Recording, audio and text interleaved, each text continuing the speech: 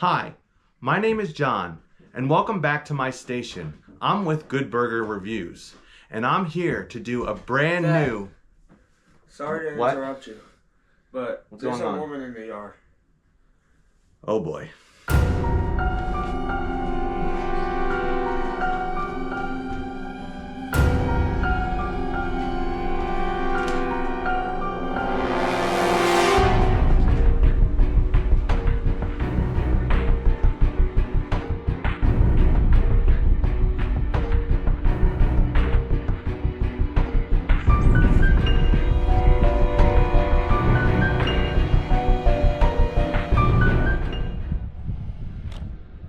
As I was saying, my name is John with Good Burger Reviews, and I'm here to do a brand new review on The Woman in the Yard.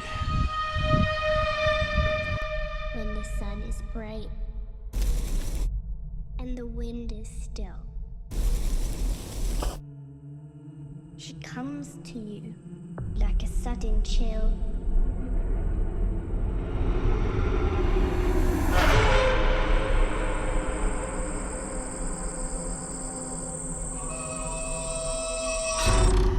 This movie was released in March of 2025. The Woman in the Yard is directed by Yame Colette Serra. It's starring Danielle Deadwyler, Okwe Okpak-Wasile, Peyton Jackson, Estella Kahiha. And please forgive me if I said this before, but if I butchered some of these names, I apologize. The basic story is a mysterious woman repeatedly appears in a family's front yard, often delivering chilling warnings and unsettling messages, leading them to question her identity and potential damage that she might pose.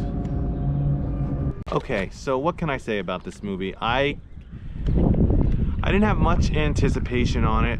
It was a Blumhouse release, and I just thought that it was going to be pretty basic. So I had my expectations fairly low. Now, what I will say about this movie is it surprised me and disappointed me all at once. And let me tell you how.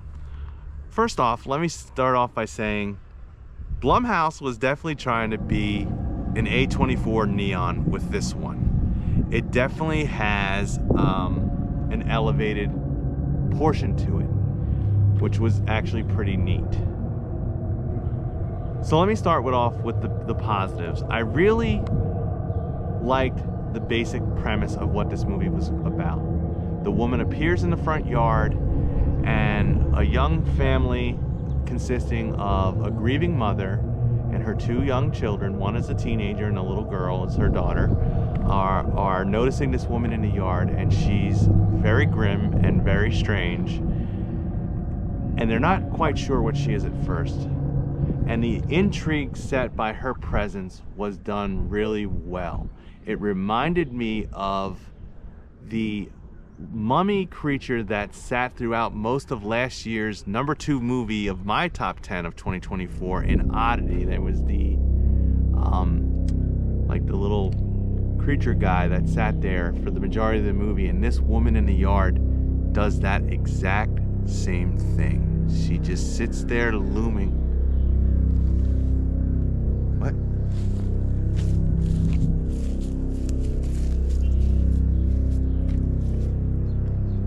Excuse me, you're trespassing. What are you doing here?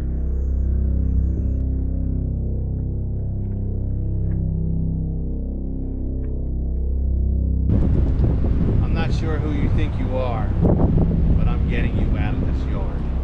Best believe.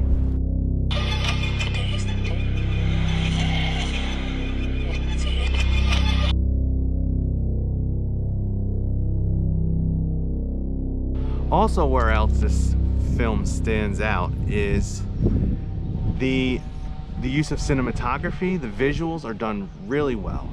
The use of light versus shadows. There's many times where the shadows come into the foreplay of this movie, and it just comes off really well. It emphasizes on the scary moments that they're trying to have, and it just glorifies the character of this woman, and this mysterious woman in the yard who just constantly is you're wondering what she's gonna do, what her purpose is, and what she'll do next. Another shining moment was the main star.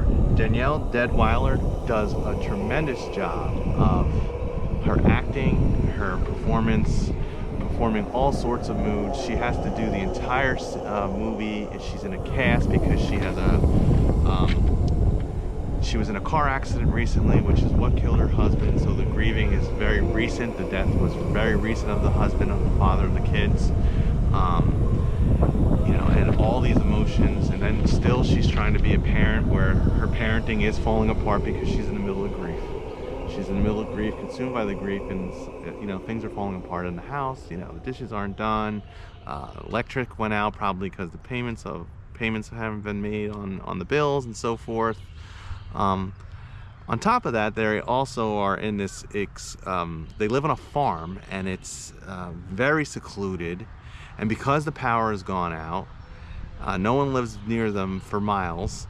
Their phones have, her phone dies in the very first scene of the movie, and she can't charge the phone because there's no power. And then, of course, her teenage son has apparently broken his phone. So I mean, obviously there's a lot of conveniences in this story to get them very isolated. In you know, in the current day and age, 2025, to be isolated is actually pretty difficult, but they managed to get it done here.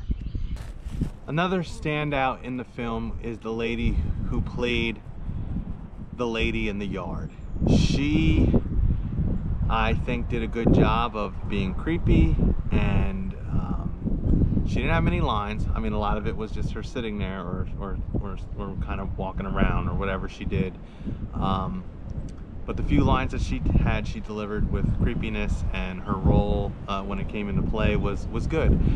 This lady, I said her name at the beginning, I'm not going to repeat it, but she was in The Exorcist Believer, and I thought she did a really creepy job in her role in that movie.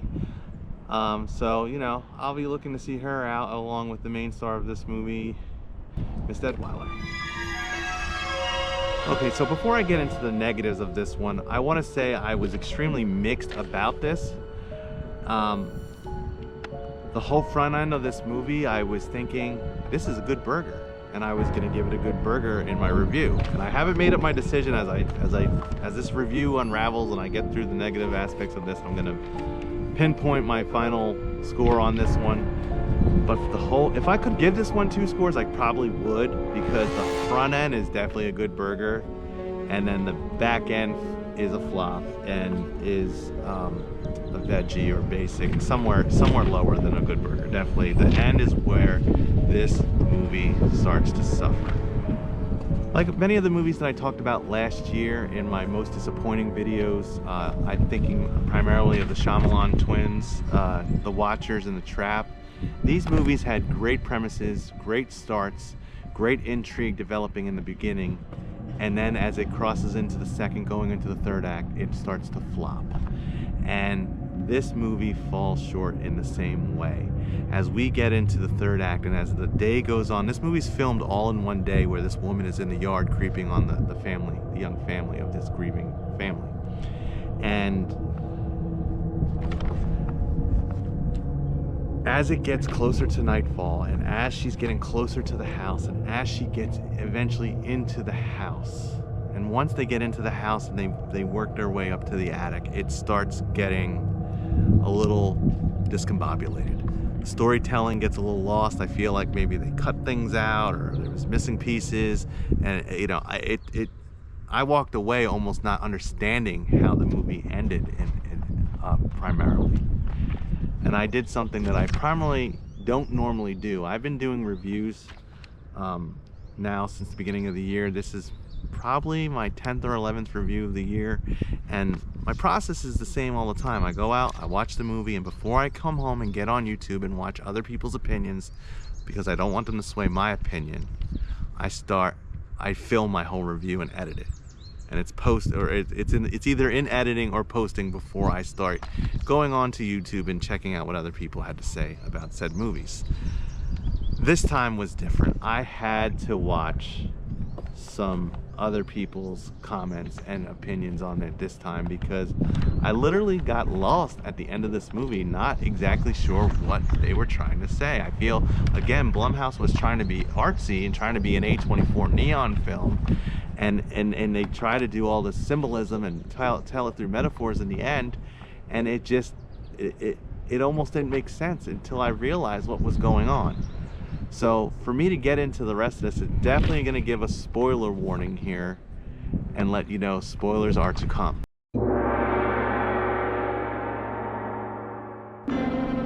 Okay, so the film ends on a very ambiguous note, and they're being very ambiguous on purpose, and that's part of the reason why I had trouble understanding what was going on, because a lot of this story then gets told through dreams and metaphors and symbols. And what I got from it is she is grieving. Her name's Ramona. The mom of the two kids is grieving. She's struggling with the loss of her husband. She finally admits to her oldest son that she was the one driving the car when the car accident happened. And a side note, the crashed car is sitting in the yard and is in many of the shots and is extremely cool looking and very menacing in one scene with the young son. The woman in the yard, in the beginning of the movie, she asked for the strength. And I believe that she was asking, now I've heard different takes, because like I said, I watched videos on this movie already. I've heard multiple different takes of how people took where this symbolism goes. She was asking for strength. I think she was asking for the strength not to kill herself, because the temptation to kill herself was there. But had she killed herself, she would have left her two kids as orphans. So it's a very deep and dark topic in this movie. This woman in the yard is a personification of that grief coming through, and she's coming to the yard to help her. And at some point, the way the movie has it, you think that she's gonna help her.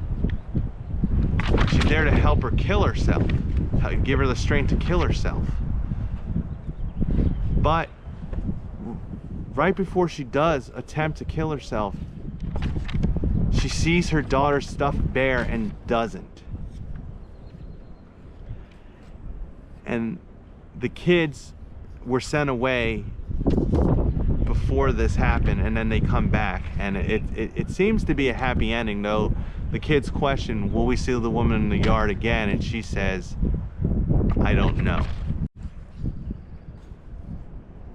And the final shot is this painting she's done, and her name was, everything was written backwards. It's in reverse, and there was definitely symbolism and metaphor behind that.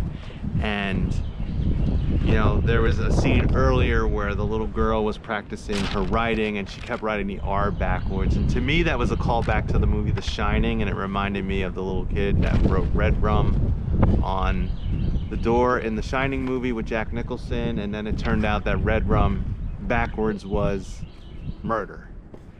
Here, Ramona's written backwards. It's no anime, it's nothing, it's no word backwards, but it just did remind me of that.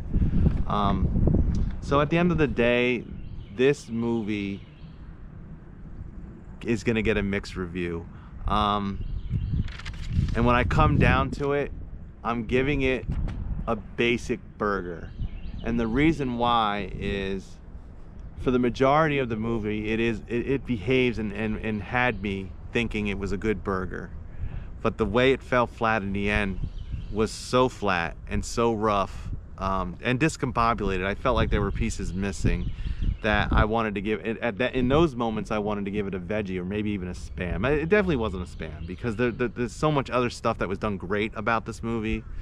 The special effects mainly, and the cinematography, and the acting of the actors, including the kids, especially the young boy. So I'll put it to you like that. Final rating, basic burger. It's worth a watch. It's not one that I see I will have high rewatchability. It might be something I put on at night to fall asleep to, so I only see the beginning and never make it to the end. Who knows? When it comes out on streaming, I'll give it a chance again to see if I can understand all of the premise a little bit better. All right, well, we are going to call this one a wrap. I want to thank you guys for watching. I hope that you guys can join, subscribe, and like my videos. I will be back again soon.